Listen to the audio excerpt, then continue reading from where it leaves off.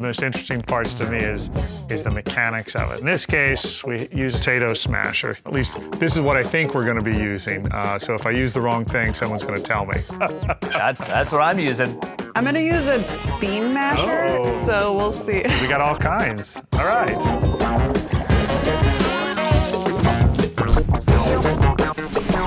Welcome back to another thrilling edition of Chemists in the Kitchen, where today we are making blueberry jam. We're going to be using pectin to get our jam to the right thickness and texture for your perfect peanut butter and jelly sandwiches. My name is Robin Mays. I'm a chemical engineer. My name is Matt Hardings. I'm a professor of chemistry at American University. I'm Philip Leduc. I'm a professor at Carnegie Mellon University. So I grew up making jam with my mom. My grandfather had a big farm where he had peach trees and grew strawberries and stuff, and you can't eat all that stuff fresh, so we made a lot of jam. And I would say I cook a lot and bake a lot, but even with all that experience and knowledge, jam is still something that gives me like a little anxiety because you just never know if it's gonna work right.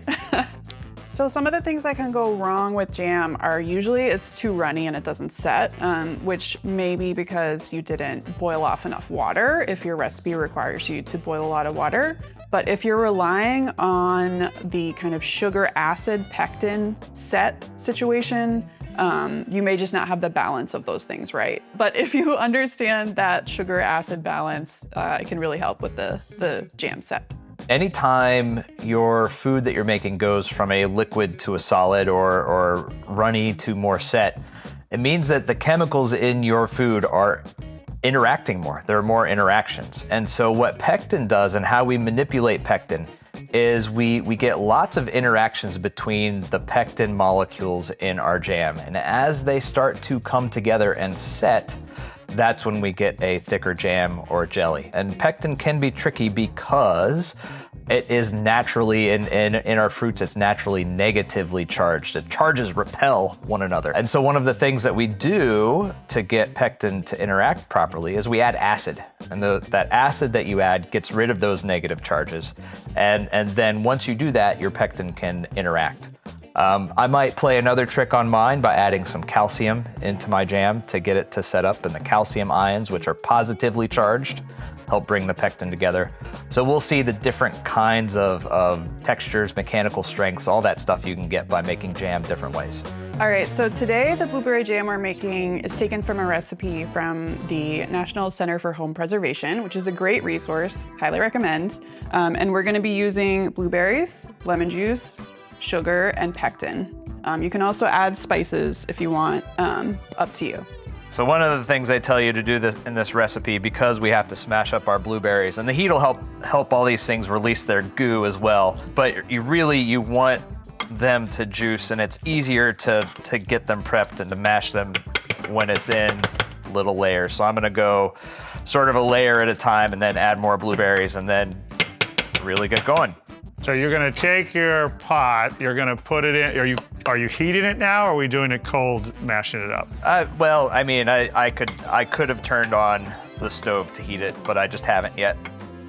All right. And I'm actually using frozen blueberries, which has worked for me in the past, so hopefully it will work again today. As a mechanical engineer, this is the fun part of it, smashing things. And I'm adding a little heat to mine now. I don't know if that's right or not, but we will find out. All right, so mine is boiling now. I've got a little bit of boiling going on. I've got my blueberries all mashed up. I added a little bit of water, a little bit of lemon juice.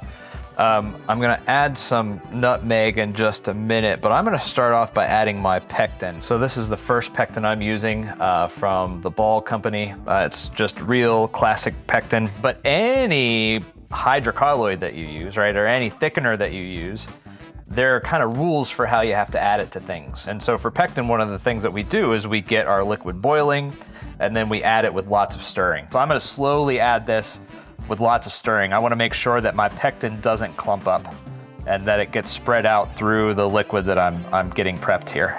So as Matt was saying, you're trying to create this kind of interaction between different pectin molecules. and can do that, and sugar and acid can do that. Initially, you're not gonna see the pectin forming a gel, right? Because you're boiling this mixture of fruit and water and everything. So a lot of times when you're making jam, you do this thing, the freezer test, where you pull a plate out of the freezer, put some of your jam on there to cool it down, and then see if it sets instead of is sort of still liquidy. Now I'm adding my sugar, and you add a ton of sugar to this. Any jam or any jelly, right? Another name for that is preserves. We're preserving this fruit.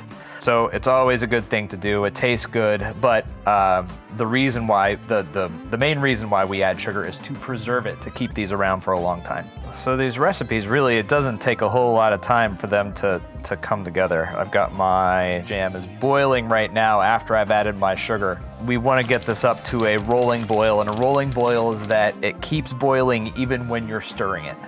And I think that language in a recipe can be frustrating sometimes, but what it's really talking about is you want enough of the water to be boiled off that you're not just, at the boiling point of water and just producing steam, right? You want it to really be a hard boil where, the sugar is starting to really boil.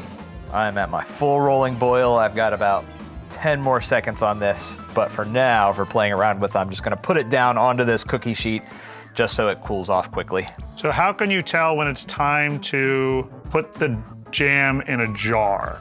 When your jam is boiling, if you stir your jam and those bubbles don't go away, it just keeps boiling through your stir.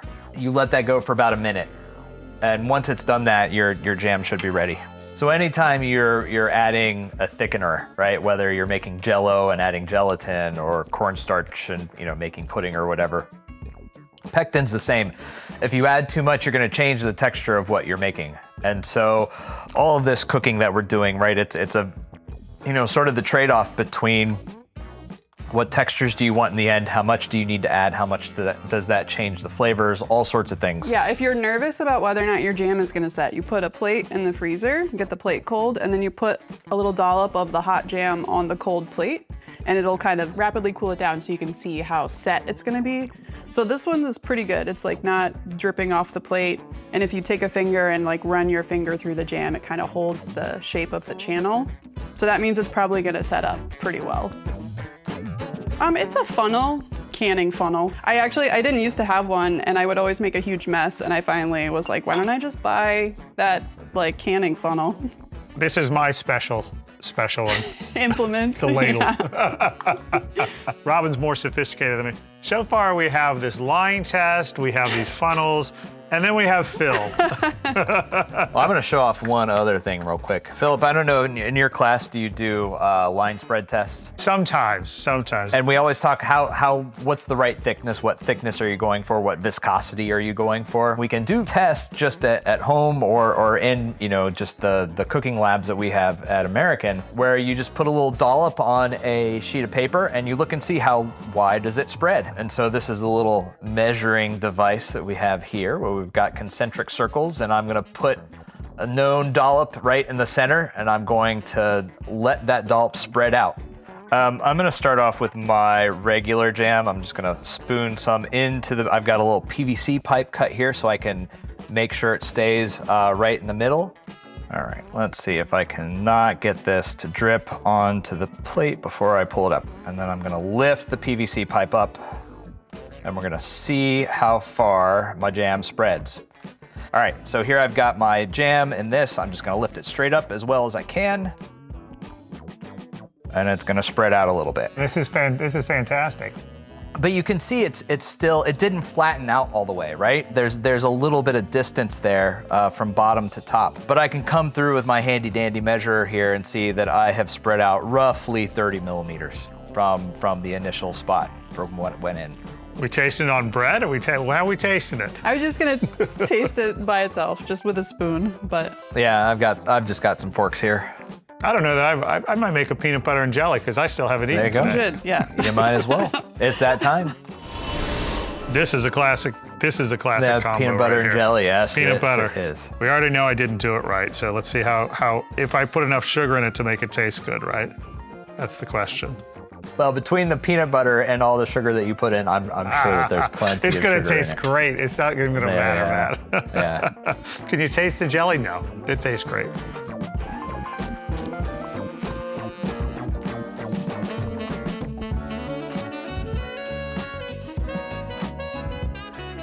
Yeah, it tastes really good. Actually, the blueberries come out nicely. My jam is still a little hot, so it's maybe not as set as it's gonna eventually be, but it's still got a little bit of liquidiness to it. I have to say that this tastes better than the jars that I get at the grocery store. It's not even close.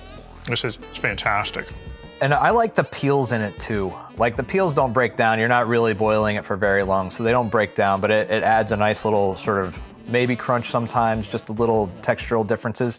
Some people don't like that. If you don't like it, you can strain your boiling mixture into your jars before you close them up, and that'll get rid of that. Yeah, you can also re-boil a jam that hasn't set and try to, reactivate that pectin network. Kind of depends on how dedicated you are to continuing to try and improve the texture.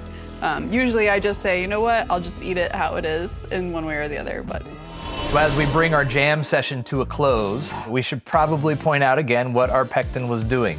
Our pectin is thickening our jam when all those pectin molecules start to come together and interact.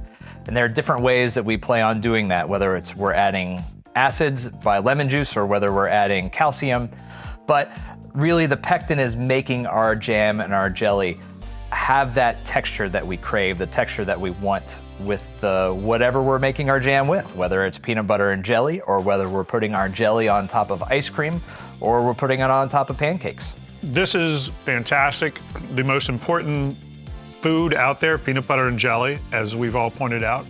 But it's really important. You've seen some of the mechanics that have been going on, from the great line test to test, viscosity inside of here. And this is really important inside of jams, right? If the jams are too runny, like mine kind of was, unfortunately, then people aren't going to like as much. If it's too stiff, then you won't get the same consistency and spreadability, which is very interesting as you try to spread on a peanut butter and jelly sandwich. And so hitting that just right is really important from texture, because we very much pick up textures that makes us like or dislike food based upon that alone. All right, thank you for getting all jammed up here with Chemists in the Kitchen, and we'll see you next time. Is that good? I liked it.